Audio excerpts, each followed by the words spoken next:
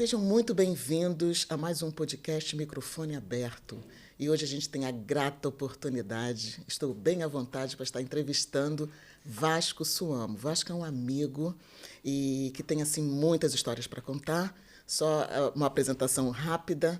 Nós nos conhecemos dentro de uma universidade, cursando mestrado, e ali nos conhecemos, algumas coisas, alguns pontos assim atraíam um ao outro. E nessa identificação nasceu uma amizade e, como dizem os portugueses, cá estamos. Vasco, muito obrigada pela sua aceitação, né, pela sua disponibilidade. Uma agenda muito concorrida e, é claro, a amizade aí já conta muito estar aqui. Bem, nós gostaríamos, Vasco, que você hoje, bem tranquilo, nesse bate-papo do Microfone Aberto, aonde nós queremos que, inclusive você, não sei se você já fez a sua inscrição, por favor, se inscreva no canal, coloque aí a sua observação, o que você gostou e sugestões. O que você gostaria que nós falássemos da próxima vez? Nós vamos ter o máximo cuidado de prestar atenção e correr atrás daquilo que você deseja ouvir, daquilo que você deseja ver. E agora nós gostaríamos de ouvir você. Fale um pouco de você, da sua biografia, assim, de uma forma bem sucinta, mas objetiva para o público conhecer um pouco do Vasco Suamo. Ok, Fátima, obrigado pela oportunidade que me é concedida. Olá para quem está a assistir também o podcast Microfone Aberto. É um prazer realmente, Fátima, estar aqui contigo, né? Somos amigos já tem aí alguns anos e realmente uma amizade muito verdadeira. Vasco Suamo, quem é? Um rapaz que nasceu em Angola e cresceu em Angola, mas numa certa fase da minha vida, em busca de melhor condições de estudos, na verdade, de uma formação de qualidade, então fui ao Brasil para fazer a minha licenciatura. Na época fiz comunicação social, jornalismo. Que parte do Brasil, Vasco? Em Campinas, no interior de Campinas, no interior de Campinas, numa cidade chamada Engenheiro Coelho. Então, é São Paulo, Campinas, Engenheiro Coelho. Bem interior mesmo, no internato, né? Ou melhor, numa universidade que também tinha residências. Eu estudei lá, fiz comunicação social, jornalismo na especialização e depois dali fui trabalhar no consulado de Angola em São Paulo durante 4 anos. Foi uma fase muito, muito boa para mim, porque eu tenho dito assim, a minha passagem pelo Brasil contribuiu, acredito eu, para 70% daquilo que eu Vasco hoje, né? Eu até tenho dito também, eu tenho uma dívida histórica com o Brasil, porque foi no Brasil que eu comecei a construir esse Vasco visionário, esse Vasco que gosta de explorar o mundo. Pronto. Fiquei no consulado durante 4 anos e um dia desses eu acordei e falei, são 4 anos de trabalho. Porque assim, nós os jovens, a nossa geração principalmente, não está interessada em fazer carreira, em ficar numa empresa 10, 20, 30 anos. Nós queremos 3, 4 anos e procurar outras coisas. E só que no meu caso foi o seguinte, eu estava a ter contato com pessoas ligadas à elite política em Angola, que estavam no consulado, e eu percebia que eu precisava continuar meus estudos. Deixa eu só voltar um pouquinho, Vasco, te interrompendo, peço desculpa. Sim. Mas a universidade, ela te direcionou para o consulado ou foi um insight teu, uma decisão de ir para o consulado? A universidade não me direcionou para o consulado. Foi assim, enquanto eu fazia a universidade, uma das vezes fui numa reunião, porque o cônsul de Angola em São Paulo era novo, estava acabado de chegar em São Paulo e queria conhecer a comunidade angolana em São Paulo. Eu fui para essa reunião e fizemos uma lista de presença e na frente ele pediu para colocarmos os cursos que estávamos a fazer. E eu coloquei jornalismo. Aí depois recebi uma ligação, dias depois, né? O cônsul quer falar contigo. Comigo? Sim, falar contigo. Pronto. Aí eu fui para lá, disse, olha, vimos que fazes comunicação social, jornalismo, nós queremos criar uma revista, queremos criar um site, queremos criar um departamento de comunicação aqui no consulado e gostaríamos muito que tu estivesses aqui a trabalhar conosco numa primeira fase como estagiário e depois vamos ver como é que vai ser. Abracei a oportunidade, era para trabalhar no consulado, né? Pronto, comecei o estágio. Quando eu terminei a minha faculdade, fui contratado, fui oficializado e trabalhei por lá durante 4 anos. Foi realmente muito bom, aprendi bastante, Mas depois de 4 anos eu percebi, não, eu preciso ir mais além. Como eu disse naquela hora, que eu estava a ter contacto com o pessoal da elite política em Angola, elite empresarial, e eu percebia que precisava mais ainda aumentar os meus estudos. E também não estava mais a me sentir satisfeito com aquilo que eu fazia. Era uma rotina, acordar de manhã, ir para o consulado, depois voltar para casa, de segunda a sexta, os mesmos trabalhos. E pronto, eu falei, olha, eu quero estudar. E quero estudar fora do Brasil, mas também não em Angola. Vou a Portugal. E já tinha um amigo aqui lá na Covilhã, estava lá também a fazer o mestrado. Conversei com ele, deu-me todas as diretrizes, como é que eu poderia fazer. E um dia eu cheguei e falei, olha, quero as minhas contas porque eu vou para Portugal. Como assim, do dia para a noite? Epá, desculpa-me lá, mas vai, estás aqui no consulado, podes ficar mais anos, fazer uma carreira. Falei, eu sei, mas já não me estou a sentir bem. Eu acho que nós não podemos ter medo de experimentar aquilo que é novo. Você tinha quantos anos? Na época, eu já era mais adulto, já tinha 26 anos, já estava com 26 anos. Mas nós não podemos ter medo, digo isso no bom sentido, de experimentar aquilo que é novo. Claro, eu com 26 anos tinha um receiozinho meu, eu vou deixar alguma coisa aqui que eu tenho que é estável, que é, entre aspas, seguro, que eu posso ficar aqui durante muito tempo e vou para Portugal com uma poupança para fazer um mestrado, mas não sei como é que é Portugal, como é que vai ser Portugal. Claro que no fundo eu tinha um pouquinho de medo, mas eu acho que a coragem do Vasco falou mais alto. Eu acredito que aqueles que estão nos ouvindo, nos assistindo nesse momento, vendo que você, com 26 anos, e você disse de uma forma muito carinhosa, e fica aqui da minha parte, meu muito obrigado em nome da população, da comunidade brasileira, né? De você reconhecer que o Brasil te fez crescer, fez você despertar e ousar. Aos 26 anos, trabalhando num consulado, um consulado, né, do teu país. Isso. Quantos jovens devem estar imaginando, quantos adultos devem estar imaginando que menino louco, mas a tua vontade, a tua decisão de crescer te impulsionou a ousar, a pedir demissão, ver que as pessoas Sim. tomam um choque. Como assim? E você vem para a Europa. Vem para a Europa, para Covilhã, e faz um estudo, né?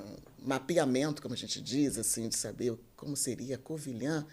E como é que foi você chegar em Covilhã? Você teve problemas, você teve dificuldade, uma cidade pequena, interior, você sai de São Paulo, né? Cidade grande, muito representativa, né?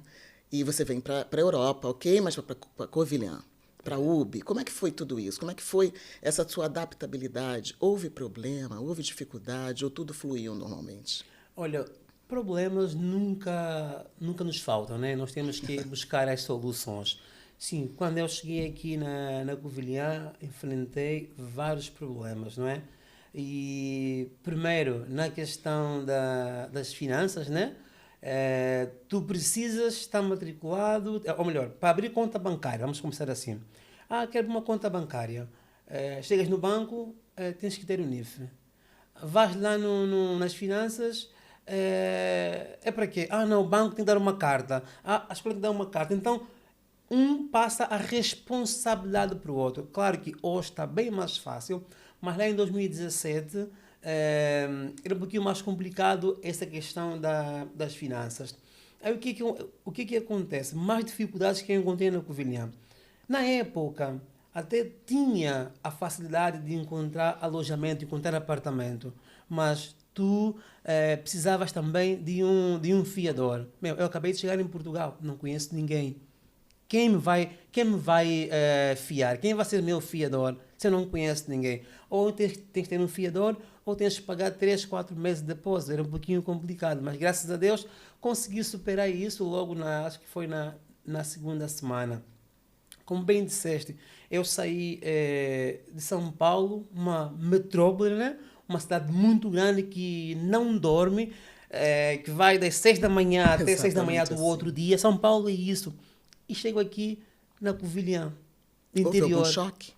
Houve um momento de comparação? Houve.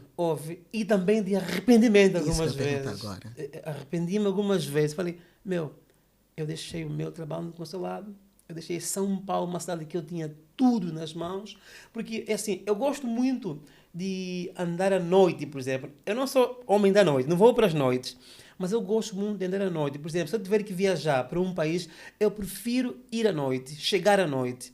E aqui na Covilhã, hoje está um pouquinho mais movimentado, claro. Mas antigamente, quando eu cheguei aqui, se chegasse aqui na Covilhã às 20 horas, podes não comer mais nada, não tem mais nada aberto, não tem mais táxi, São não tem Paulo, autocarro. 24 horas, né? São Paulo, cheguei 2 da manhã de uma viagem, tem pizzaria, tem não sei o quê, tem lá aquele prédio na República, o Estadão, nunca fecha, paras lá, comes um sanduíche, vais para casa.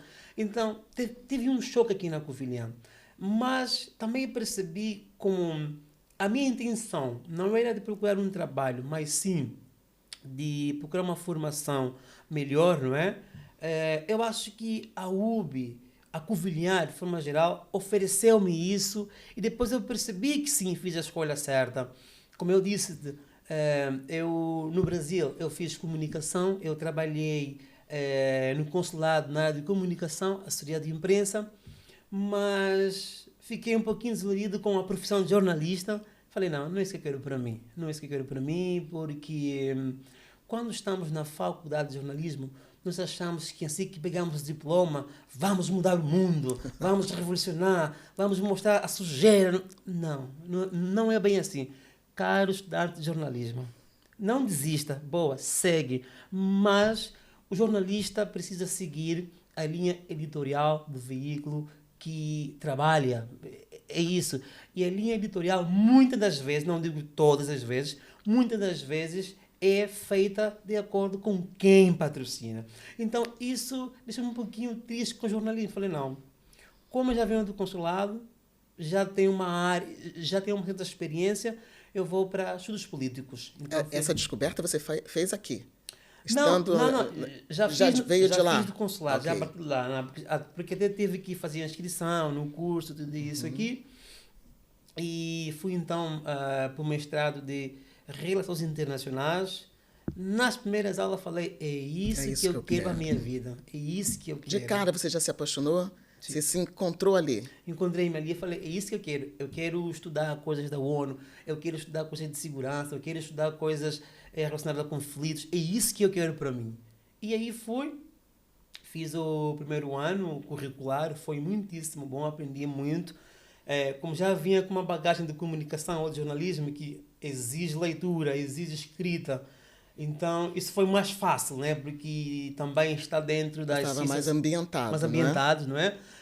Faltava um pouquinho daquelas que são as teorias das RIs, mas com uma leitura mais aprofundada consegui colmatar essa lacuna. Mas, depois dali fiz o primeiro semestre, depois do segundo, foi muito bom e descobri que é possível fazer Erasmus. Não sabia o que era, só ouvi que os colegas falavam Erasmus. O que é isso?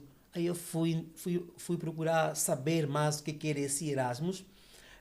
Então aproveita e esclarece para quem não sabe o que é Erasmus. Pronto. Fala aí um pouco, o que é isso? O Erasmus, em palavras assim mais miúdas, é a oportunidade que o aluno na União Europeia tem de fazer ou de cursar um semestre numa outra universidade europeia sem pagar nada e recebes inclusive um apoio da União Europeia, uma ajudinha de custo. Não é o suficiente, dependendo do país que tu fores, não é suficiente para pagar as despesas todas, mas é um valor que realmente ajuda bastante. E tive essa oportunidade de fazer um Erasmus, só que não acadêmico, fazer um Erasmus de estágio em Paris.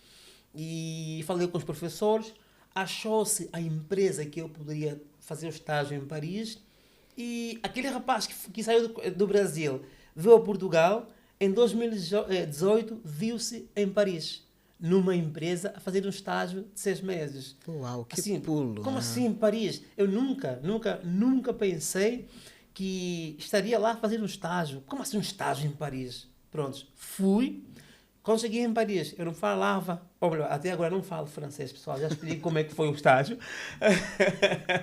Não falo francês e na época também o meu inglês era um pouquinho bem mais limitado, era mais para leitura e olhe lá. Pronto, cheguei em Paris, não sabia de nada, não conhecia, é a primeira vez em Paris, aquela cidade enorme. O que é que eu fiz? Havia reservado já um hostel, aí peguei o metro, fui até o hostel, me comuniquei, claro, em inglês com o pessoal da recepção, fiquei uma semana no hostel. A empresa disse-me o seguinte: olha, Vasco, fica essa semana para procurar se instalar, tudo certinho, na outra semana começas. A empresa não disponibiliza nenhuma. É muito normal aqui na Europa, quando vais para trabalhar em algum lugar, eles, já sabem que estás lá por conta própria, tens que te virar, foi mais ou menos isso. Vasco, aloja-te perfeitamente, na semana que vem começas. Então tive que correr atrás de casa, sem falar francês, nem todo mundo falava inglês. Houve dificuldade para se comunicar? Porque Houve. algumas áreas da... Paris, por exemplo, eles não Sim. gostam. Parisienses não gostam de falar inglês, né? Inglês, Você sim, teve sim, essa sim. dificuldade? Tive dificuldade de ser compreendido, tive dificuldade que eu não queria. Pois é, como estava a dizer, muitas das vezes é complicado porque queres alugar a casa e, por exemplo, se o senhor é um pouquinho mais velho ou mais velha, é difícil comunicar. Nas redes sociais também, por exemplo, encontra-se anúncio desses senhores que põem os quartos, as casas para arrendar, mas a comunicação não fluía porque muitos deles falavam inglês ou francês. Eu tive essa dificuldade com a língua em Paris. Eu tive dificuldade com a alimentação também. Isso foi complicado porque eu sou angolano e morei no Brasil durante muito tempo. A gastronomia angolana é um pouquinho similar do Brasil, porque assim, no Brasil, em Angola, temos nosso arroz, nosso feijão, temos a batata, temos o ovo, a farofa, farinha. temos isso, temos o peixe. Em Paris, não. Eu não sabia o que é que eu poderia comer em Paris, não sabia o que é que eu poderia fazer. Nos primeiros dias não tinha casa, não tinha cozinha. Tenho que comer em restaurante. Chego no restaurante, a minha vontade era assim, não, eu vou encontrar um arroz, feijão, aí chego lá, mentira, não tem, não é isso. É alguma coisa, mas não é arroz e feijão, sabes? Então foi um pouquinho, não um pouquinho, porque para comer, para mim, tu me conhece que eu gosto muito de comer, sou muito guloso. Então tive dificuldade também na questão da comida, como estava a dizer. Uma outra dificuldade, São Paulo é grande, mas eu dominava São Paulo, eu conheço São Paulo, eu sabia, ou sei até agora, andar de metro em São Paulo. Paris não. Paris era grande, é grande. E eu saía de uma ponta a outra para ir trabalhar. Era muito complicado. Foram várias e várias vezes que eu me perdi no metro de Paris, porque aquilo é enorme. Teve uma vez que, inclusive, eu fiz um cartão um passe para mensal e não coloquei a foto e entrei na estação, aí encontrei os fiscais, dei o passe, está na tua foto. Eu disse, não tenho foto, tem que pôr foto, não tenho foto. Ela falou, vou te multar 50 euros. Eu disse, não pode. Ela, ok, vou chamar a polícia. Eu falei, tá bem, vou pagar. aí, aí ela passou a multa, paguei 50 euros, a chorar, mas paguei. Cheguei no trabalho, tirei uma foto, imprimi, né, tamanho pequeno, coloquei lá no passe. E se eu fizesse isso no passado, não poderia pagar os 50 euros. Mas isso fez parte até para o meu Sabe crescimento. como é que eu chamaria todos esses episódios, né, que você está narrando, até mesmo de ser multado? Isso a gente chama de crescimento. É um amadurecimento, como você mesmo disse. Você teria que ter feito isso antes. Você não fez.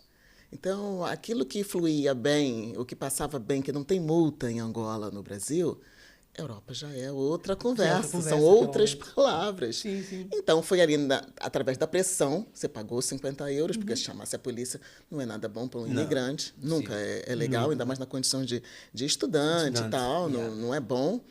Em hipótese alguma é bom polícia, né? Ter problema com polícia. Quando é nossa família, ok. É nosso irmão e polícia. É diferente. É diferente agora. Nessa situação, desse jeito, não é bom. E tudo isso veio o crescimento, é o peso, é o custo do crescimento, né? Do amadurecimento também. E com isso você vai desenvolvendo, vai criando skills para se virar, para sobreviver nas grandes metrópoles, né? Nas grandes cidades. Pois é. E aí a coisa fluiu. França, você fica lá um período, né? Um período de Erasmus, depois volta para Portugal ou vai para outro país? Como é que foi? Fiquei em França perto de 6 meses, acabou o meu estágio. Foi muitíssimo bom, porque eu fiz atividades que eu nunca pensava que eu poderia fazer na minha vida. Fui em eventos muitos assim de elite, porque a empresa também era na área de comunicação, o estágio. Eu faço RI, mas eles queriam-me como comunicólogo lá. Pronto, fui, enfim. Foi no Brasil. Jornalismo sempre atrás de você, sempre atrás de né? mim. A Eu a comunicação, fugir, ele sempre a vir. e ele sempre te abraçando. Falei, não quero, mas pronto. Aí fui para lá. E foi inclusive nesse estágio que eu consegui que fui a um show de uma cantora brasileira chamada Marisa, esqueci sobre o nome. Marisa Montes? Isso, Marisa Montes. Fui no show dela, porque a empresa me mandou ir no show dela. Fui lá representar a empresa. Consegui também estar numa pista de Fórmula 1 lá, ou de corridas de kart, assim, super profissional. Fui em vários eventos para representar a empresa. Foi muitíssimo bom. Acabou o estágio. Aprendi muito, mas muito como é que se vive em Paris. Aprendi também como é que se deve trabalhar, né? Porque saí do consulado num lugar que eu estava mais ou menos estável, e o meu segundo trabalho, o estágio, foi numa empresa em Paris.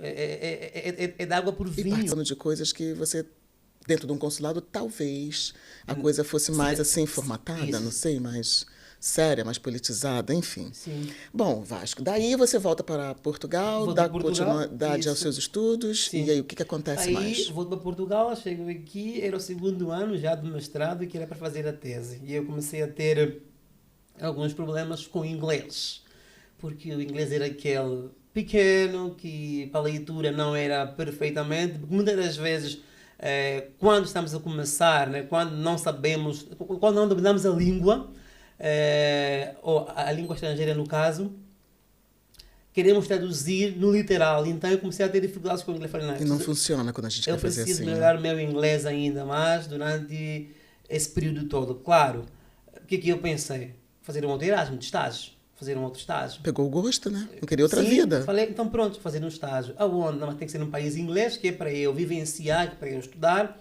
e poder melhorar o meu inglês. Não tenho vergonha nenhuma em falar que aos 27 anos nem falava inglês. Não tem nenhum problema. É muito normal. E pronto. Aí... Foi para Londres? Não, fui para Malta. Opa. Fui para Malta. Consegui. Tudo pela internet. Nunca ninguém me indicou. Em Paris ninguém me indicou. Eu fui atrás da empresa, eu mandei e-mail, conversei e fui aceito. Em Malta fiz a mesma coisa. Eu queria melhorar o meu inglês. Queria estudar inglês num país inglês. Londres seria muito caro. Seria muito caro. Malta tem um custo de vida hoje, claro, depois do Covid, a questão do conflito atual a nível internacional, o custo de vida em todo o mundo está muito alto, mas ainda assim, Malta ainda é aceitável na Europa para aprender inglês ou para estudar inglês. E para quem não sabe onde fica Malta, fala um pouquinho Malta. Já chego ali. Aí o que aconteceu? Eu precisava modelar o meu inglês, melhorar o meu inglês, e tinha que ser em Malta. Falei, vou fazer um estágio em Malta.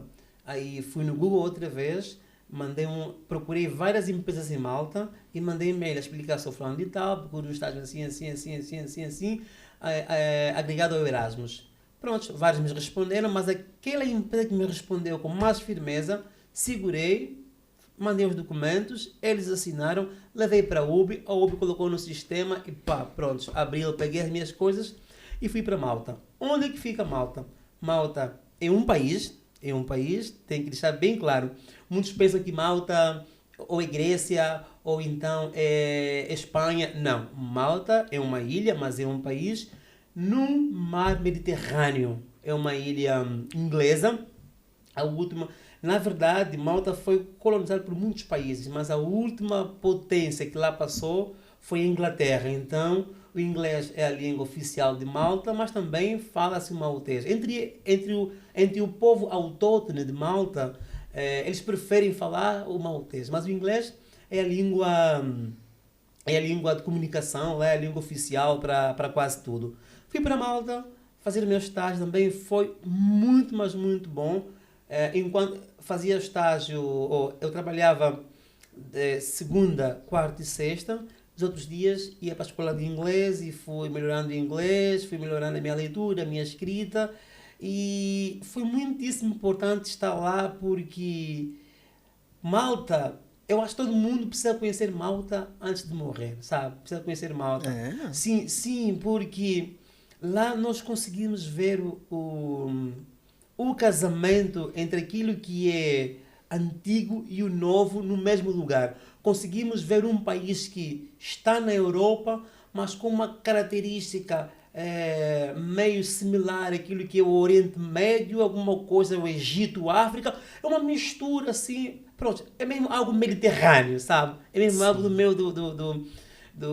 E tudo isso com um custo bem mais em conta que cabe no bolso de qualquer estudante. Sim, sim, sim. Ainda, como eu disse naquela hora, até mesmo agora que o custo de vida está muito alto, se alguém pretende fazer um curso de inglês nesse momento, Você sugere Malta? pois, aqui na Europa temos três países, entre aspas, que as pessoas escolhem, né? Ou para a Inglaterra, vai para, acho que é Irlanda, não é? Também precisava muito para a Irlanda? Irlanda. E, e Malta. Dos três lugares, ou dos três destinos que as pessoas mais escolhem aqui na Europa, Malta é o mais em conta até o momento, entendeu? Claro que agora é um pouquinho mais caro, o custo de vida, mas é aquilo que é perto de Portugal. Então é possível ir a Malta e aprender o inglês, fazer os cursos. Até mesmo os cursos lá são mais baratos do que nesses outros dois destinos. E fui para lá, 2019, fiz lá o estágio, graças a Deus consegui melhorar o meu inglês, que facilitou muito para continuar a fazer a minha tese, pegar os meus testes, fazer minhas leituras em inglês. E essa lacuna do inglês foi colmatada onde? Lá em Malta. Eu consegui, porque eu tinha um objetivo. Eu vou para Erasmus porque eu preciso melhorar o meu inglês. E fui, graças a Deus, consegui sair de lá, regressei a Portugal, entreguei a tese, defendi a tese, tive 17. Na minha tese, Parabéns. pois é, queria que tivesse mais, mas ok. Pronto, na minha tese, ou melhor, na minha dissertação de mestrado, eu falei sobre as ações do Conselho de Segurança da ONU no processo de paz em Angola, né? Analisei como é que a ONU desenvolveu o processo de paz em Angola e, como já disse, tive 17, foi desafiante e durante a minha pesquisa falei, ficou um gosto, quero mais. Não vou parar por aqui. Eu já fui para Paris, já fui a Malta, fiz o mestrado, acabei, mas ficou um gosto, quero mais. E gostei dessa área que eu pesquisei. Vou para frente, vou me desafiar. Vou para o doutoramento. Aí, inscrevi-me no doutoramento. Na Nova de Lisboa, aqui na UB não temos para o doutoramento. Inscrevi-me na Nova de Lisboa e, para minha surpresa, fui aceite no doutoramento na Nova. Foi assim, eu falei, eu saí do Brasil para Portugal, já fiz tudo isso aqui, agora eu vou para o doutoramento, Aí eu fui para o doutoramento. Dentro da área também de RI? Dentro da minha RI. A minha especialização agora é estudo de segurança e estratégia. E pronto, estou nesse momento já. Começo agora o terceiro ano do doutoramento, que estou a fazer a minha tese. Não está mesmo fácil também. Está um pouquinho Mas complicado. se fosse fácil, meu irmão diz isso. Se fosse fácil, todo mundo faria doutoramento. Todo mundo faria. Assim, não aconselho, não façam doutoramento. Estou a brincar. Estou a brincar. Prontos, fui para o doutoramento e fiz o primeiro ano sem nenhum problema. Aí no segundo ano foi a mesma coisa, mas como eu estou na fase da pesquisa, estou a fazer a minha tese, aí eu falei, ficar em Portugal a escrever não é só isso que eu quero. Eu preciso desenvolver a minha parte teórica da tese, estudos de RI, teóricos, né? E eu falei, não ficar em Portugal. Vou puxar mais um quê? Adivinha? O quê? Um Erasmus. Quem está a ver, fala, esse rapaz vive de Erasmus. Não é bem assim. Aí falei, vou puxar mais um Erasmus no doutoramento. Aí escolhi as universidades, candidatei-me na universidade, porque o Erasmo é muito bom. Quando nós viajamos, Fátima, nós conhecemos outras culturas, entramos em contato com outras pessoas. Isso muda a nossa maneira de pensar, muda a nossa maneira de ver as coisas, de ver o mundo. É muito bom viajar. Sai do lugar onde nasceste, viaja, vai atrás, sabe? Vasco, o conhecimento é libertador. Conhecimento te libera, te liberta, faz você voar, ousar, né? Você cresce. Você está narrando aqui para todos nós, parte da sua história eu conheço, né? E por isso a gente está aqui para incentivando, mostrando que o desenvolvimento acadêmico, a decisão de crescer, né? A vontade de sair da zona de conforto, os desafios, largar família, largar gastronomia, largar clima, tudo isso tem custos, requer muita coisa. Requer maturidade, requer saber o que você pretende. No outro dia, eu estava numa das redes sociais e alguém perguntando: estou na Holanda, devo ir para onde? França ou Portugal? E aí eu fico pensando, como assim? Como é que eu escolho assim? As pessoas não têm o cuidado, e aqui já fica uma dica para aquelas pessoas que estão nos assistindo e nos ouvindo, que é interessante, sim, toda essa bagagem que o Vasco passa e que eu acho ser muito, muito intuitivo, muito produtivo, né? Está somando aqui conhecimentos, mas atenção, se prestarem atenção em tudo que está sendo dito, tem uma cadência. Pois é. Né? É necessário que Tem a gente preparo. Exato, que a gente se debruce para ler sobre o país, o que é bom, o que não é, né? O que será bom para mim, o que eu quero. Não simplesmente, é bom isso ou aquilo, não. Porque senão as redes sociais, e é isso que parece que, infelizmente, muitos usam, para estar falando mal de um país ou de outro, ou comparação. A gente pode comparar aqui. Uma coisa funciona.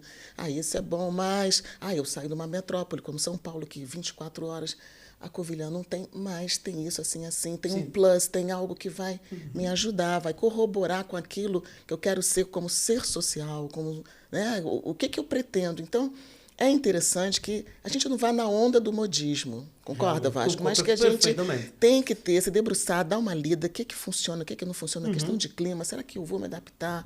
A multa que acontece, não pode acontecer, enfim. Fátima, uma coisa muito curiosa, tá bem, desculpa lhe cortar, mas falaste da multa, cheguei na Alemanha na primeira semana, né? Pronto, fui para a universidade, me apresentei, esse Erasmus que eu fui fazer já não era de estágio, era mesmo acadêmico. Eu tinha que conversar, tinha que ter uma orientadora lá que me poderia orientar, fui ter com ela, conversei com ela, tudo certinho, e combinamos, fizemos a agenda de trabalho. Eu disse: Vasco, a primeira semana vai, se instala. Tem muito disso aqui na Europa, vai, se instala, e na semana que vem voltamos a conversar e vamos trabalhar juntos, naquilo que eu te poderia ajudar, te vou ajudar. Eu disse: está bem. Então fui procurar casa, que também não é fácil, na Alemanha procurar casa é muito difícil. Ainda mais cheguei lá em abril. Abril é já um pouquinho mais complicado achar quartos para viver. E falaste agora da multa, lembrei-me. Cheguei na Alemanha, óbvio, como estou a dizer-vos. Um dia desses saí para comer alguma coisa à noite e pronto, comi. No regresso a casa era por aí, perto das 22 horas. Isso não é em Frankfurt, era em Darmstadt. É uma cidade que fica perto de Frankfurt. Fica por aí uns 20 km, não estou em erro. Aí cheguei, eu a passar a rua, devagar, parei, olhei assim, o semáforo estava vermelho para mim. Eu olhei à esquerda, olhei à direita, não vi em carro. Eu vou passar. Aí eu passei, ok, andei na segunda quadra, pam, pam, pam, pam, pam, pam, polícia. Falei: o quê? Não fiz nada. Fingi que não era comigo. Falaram em alemão: para ali, para ali. Eu falei: ok, eu parei. Falei: tá. Em alemão, né? Por que não paraste no semáforo? Eu falei: não, I don't speak German, only English. Ele disse: ok, tá bem. Então por que não paraste no semáforo? Isso já é em inglês. Eu disse: aqui é o seguinte, eu moro... Claro, aqui em Portugal também tem que se parar no semáforo, mas eu estava numa enrascada. O que eu poderia fazer? Eu falei: olha, é que em Portugal, na minha cidade, como é do interior também, Quando é depois das 22 horas, já não tem mais carro, nós podemos passar no semáforo mesmo que está vermelho para nós. E eu julguei como a União Europeia, é sério, estava numa enrascada, Fátima. Eu precisava falar alguma coisa. E eu passei... Tem um jeitinho brasileiro, o tempo que morou no Brasil, já foi por ali e tal. Colou? Eu falei o seguinte, nós lá podemos passar. E eu julguei também que aqui, até por ser uma cidade, não Frankfurt, mas é Darmstadt, eu pensei que aqui nós também podíamos passar. Mas, claro, a tremer de medo, óbvio. Aí, disseram, está aqui há quanto tempo? Falei, estou aqui há uma semana. Aí pegaram o meu documento, foi no sistema. Aí eles viram que realmente eu estava na Alemanha há menos de uma semana. E disseram assim, olha, essa primeira semana aqui na Alemanha, entendeu? Nas cidades grandes, muitas vezes não acontece, mas aqui nas cidades pequenas é obrigado, sim, nós somos mais rígidos em relação a isso. Tem que, porque é o seguinte, tu podes colocar em risco a tua vida e também de terceiros. Então, não está a passar carro, não está aberto para ti, não podes passar. Não te vamos multar, mas... Da próxima vez que isso acontecer, vais pegar uma multa. O senhor já está no sistema, o senhor será multado. E foi assim. Aí agradeci, óbvio, e fui para casa, teve um pouquinho de medo, mas aprendi. Dali fiquei uns 6 meses, eu sabia que eu não poderia passar no semáforo em Frankfurt à noite, não importava a hora, eu estou no semáforo. Tem que ser respeitado. Então, tem isso também. Tem isso. Então, como bem disseste, quando vais para um país, é importante ler sobre o país, é importante estudar sobre a gastronomia. Por exemplo, não é querer falar mal, né? Eu venho de uma gastronomia, eu conheço uma gastronomia angolana, brasileira que é muito similar, portuguesa, não é muito distante daquilo que é o nosso. Sim. Aqui nós conseguimos um arroz, um feijão, eu gosto muito de arroz e feijão. Mas lá na Alemanha foi diferente, é uma gastronomia totalmente diferente, sabe? É salsichas, é não sei o quê. Eu sou vegetariano, como sabes. Foi um pouquinho mais difícil, porque é um pouquinho complicado. É uma outra gastronomia. E quando a comida não é aquela com quem nós estamos acostumados, com qual nós estamos acostumados, é um pouquinho mais complicado. Mas isso não foi quase nada para mim. Porque para quem já ficou em Paris, em Malta, já sabe como é que é mais ou menos a gastronomia, saindo daqui de Portugal para lá, já é um pouquinho diferente, né? Mas algo muito familiar. Foi um pouquinho mais fácil na Alemanha, eu mesmo sei cozinhar, comprava o arroz. É difícil encontrar feijão preto, mas bem procurado tu encontras. Eu encontrava o feijão preto, eu cozinhava, fazia meu arroz, meu ovo, a minha salada e comia. Era um pouquinho complicado quando eu comer na universidade. Tinha que almoçar lá, pegava aquilo que eu mais ou menos conhecia. O que é arroz, salada, ok, põe aí e pronto, entendeu?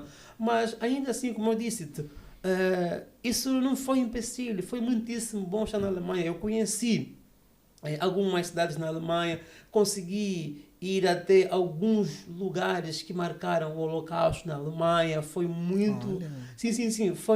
Foi muitíssimo bom mesmo. E conheci um pouquinho daquilo que é o povo alemão, não é? É uma característica alemã. Para nós, deste lado do mundo, para nós africanos, para nós brasileiros, vocês brasileiros, digamos, digo nós brasileiros, africanos, não que seja brasileiro, mas morei muito tempo no Brasil. Sim.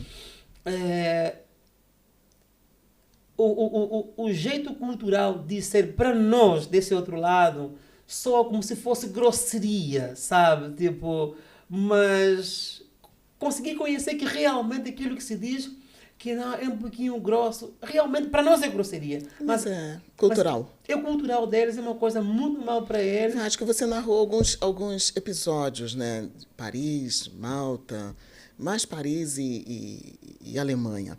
Migrar para outras culturas, além de algumas dificuldades, você teve algum tipo de problema? Você encontrou alguma barreira? Passou por alguma coisa assim? Porque a gente sabe o quão é difícil sair do nosso país, né, para outros, sair de um continente para outro. E você se esbarrou com algum problema ou não? Fale um pouquinho sobre isso. Vários. Vou começar pela Alemanha, que é mais recente. Lá na Alemanha, eu vivi os 6 meses numa residência universitária. E tinha pessoas de várias partes do mundo. No meu corredor tinha muitos paquistaneses. Fiquei muito amigo dos paquistaneses. Comíamos juntos e por aí vai. Só que na minha penúltima semana em Frankfurt chega um paquistanês novo. Novo lá, para começar a mostrar também. E um dia desses, lá era tarde, eu falei, olha, não tem ninguém no corredor. Vou à casa de banho rápido, vou urinar, já regresso. Aí eu saí do quarto, fui à casa de banho, urinei, só que eu esqueci-me de fechar o box, onde eu entrei, a porta do box. Esqueci-me. Aí eu urinava, o novo paquistanês passa e vê que eu estava a urinar em pé. E aí ele, bro, como assim estás a urinar em pé? Isso é feio, isso é porco. Eu não entendi absolutamente nada. Eu falei, o que se passa? Ele disse, não, estás a urinar em pé, não sei o quê, isso, não sei o que. Eu falei, pá, sai, não quero nem ouvir. Aí ele entra no outro box e fecha a porta com força. Quer dizer, para eu ouvir, estou puto contigo. Fechou a porta. Falei, muito estranho. Aí saí, fui para o meu quarto, mas alguma coisa me disse, volta lá. Aí saí do meu quarto, fui no corredor à espera dele, saí da casa de banho e falei, explica-me condições, o que aconteceu? Por que falaste assim comigo? Por que me fechaste a porta na cara? Ele disse, não, porque eu te vi que estás a mijar em pé. Isso é sujo, isso não pode, não sei o quê. Eu falei, como assim? Explica-me bem. É que nós no Paquistão não se pode mijar em pé. Eu falei, olha, é o seguinte, eu nasci em Angola, cresci em Angola, nós em Angola, homem mija em pé. Morei no Brasil, homem mija em pé. Moro em Portugal, homem mija em pé. Já fui a Malta, já fui a Paris, homem mija em pé. Então, onde eu passei, homem mija em pé. Como é que, ainda perguntei, como é que mija o cão? Desculpa lá. Ele disse, levanta uma perna. E a cadela? Agacha. Falei, ela já te ensina, meu. Falei bem assim para ele. Ele, não pode, não sei o quê. Aí depois, deixei assim, fui conversar com o outro paquistanês que era meu amigo. Falei, olha, eu discuti com o teu amigo porque é isso, assim que aconteceu. Ele disse, Vasco, senta aqui. Nós, no Paquistão, culturalmente, homem mija sentado, por quê? Por uma questão de higiene. Quando vais à casa de banho, né, e vais mijar em pé, a urina pode bater no vaso sanitário e na tua roupa. E, para nós muçulmanos, quando vais orar, se fores na casa de banho, depois vais orar, para nós está sujo, não pode. Então, é mais fácil te sentares, urinas e continuas limpo. É mais por isso aqui, não tem outra coisa nesse meio. É mesmo cultural nosso. Reverencial. Isso, reverencial, nós respeitamos, porque nós oramos, por exemplo, oramos 5, 6 vezes ao dia. Muitas das vezes não estamos em casa. Sim. Então, se tem nós... todo o cuidado e respeito para que esteja limpo diante de quem eles acreditam ser a pessoa para adorar, não é? Sim. Então, é nesse contexto, aí depois falei, olha, até certo ponto... Faz sentido. A justificativa faz sentido. Então, eu não estava preparado para isso, sabe? Eu conheci, hoje para mim, já sei, não, já vou respeitar. Até contei para algumas pessoas aqui na Covilhã, que também já moraram com pessoas que professam a mesma religião, e disseram, sim, também fazem isso, o fulano com quem eu vivo também faz isso. Olha, eu não precisei ir para o Paquistão para saber que culturalmente os homens, é muito normal mijarem em pé por uma questão de reverência, de respeito e de higiene também, entendeu?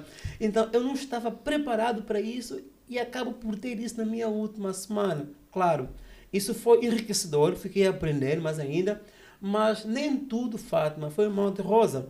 Eu estava uma vez lá em Frankfurt, eu ia para a igreja, todo arrumado, e de repente alguém me atirou um ovo. Pá. Acidentalmente? Não, caiu da janela? Caiu da janela. Acidentalmente?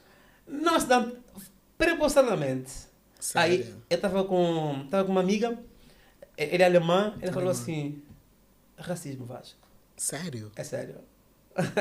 Ovo? Um ovo. Pá, assim na minha frente, pá. Bom. Assim, se eu desse 2 passos mais, era na roupa, na minha cabeça, sabe? Aí, assim, ninguém vai na janela fazer um acidente de ovo na janela. Não. Alguém atirou, me controlou muitíssimo bem e quase que me caiu. Como é que foi isso para você? Olha, Você já tinha passado, já tinha sofrido racismo? Fátima, nós, assim, não me estou a vitimar, entendeu? Sim, sim. Isso não me afeta nem um pouco. Até porque a gente tem visto que tem acontecido com Os jogadores, jogadores, né? por aí vai. O racismo existe, infelizmente. Existe. É triste que ainda tem pessoas que pensam assim, que se acham superiores aos outros. A questão do ovo, como é que eu encarei? A minha amiga disse-me o seguinte: Vasco, é racismo, sei como é que as coisas aqui funcionam. Eu falei, o problema nesse momento é dele, não sei quem é. Se ele fosse homem, ou se ele fosse um homem, por exemplo, poderia vir aqui falar comigo na cara, íamos discutir, íamos, sei lá, resolver isso num outro campo, o que eu lhe fiz. Mas eu falei assim, olha, nesse momento o doente é ele. O ovo não me tocou, não sei quem ele é, a minha mente continua absolutamente limpa. Segui o caminho. O doente é o racista, não é a pessoa que sofre E racismo. que bom que Entendeu? você nem assim se apercebeu do que estava rolando, o que estava acontecendo ali no teu Sim. entorno. Foi exatamente uma pessoa uma alemã Uma alemã que que disse identificou para você. Sim. Bem, a nossa conversa, nosso bate-papo está muito bom. Acredito que vocês estejam gostando muito, porque eu gosto sempre de estar conversando com o Vasco. Está sempre aprendendo.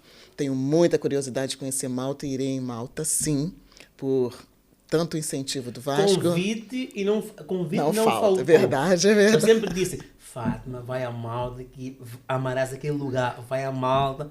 E recomendo, não só Malta, Brasil, meu.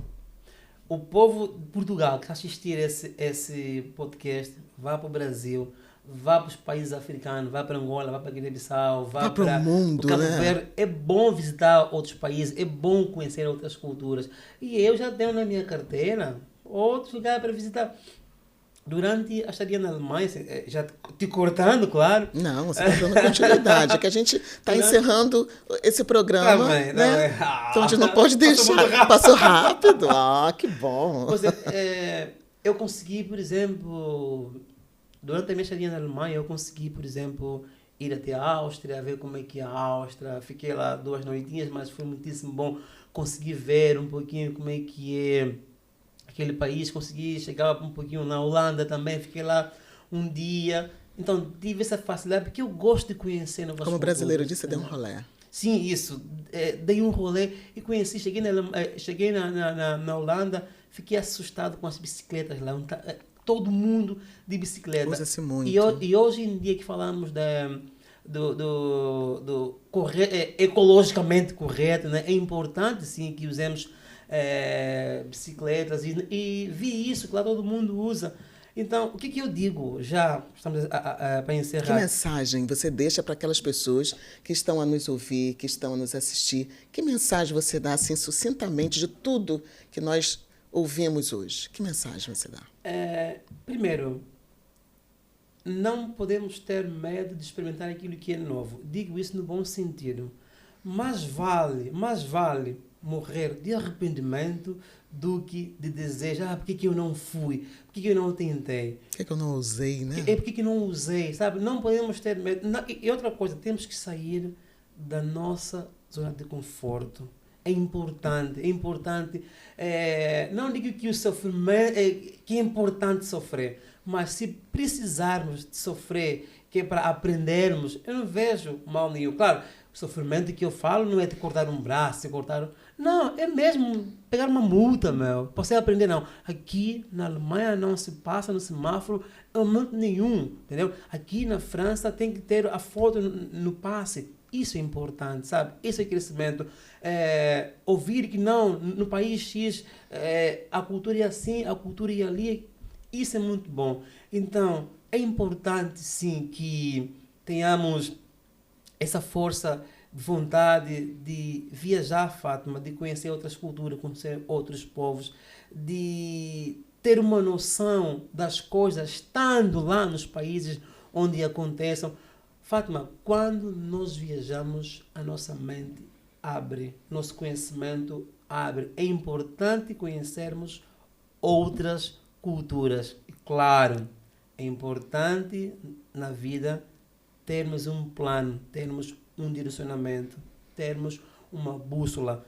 Tu não podes também sair, viajar loucamente por ali. Sair saindo, né? Não, não é isso. Para uns até funcionam, mas Sim, funciona. quando se tem um guião, quando se tem uma meta, uma diretriz, flui melhor. É importante ter um plano de vida, é importante, não, eu vou para a Alemanha porque eu vou fazer isso e aquilo. Agora, conhecer a cultura vai agregar nisso tudo ali. Conhecer o povo vai agregar. Então, é bom termos objetivos bem delineados nas nossas vidas, colocar na frente e entregar a quem tu acreditas, seja Deus, seja Allah, seja outros deuses, né? Entrega para esse com quem no qual acreditas. Não acreditas também a ninguém, prontos, mas entrega acredita para em você, em você no mesmo, seu sabe? Em potencial ti, de isso crescer. mesmo.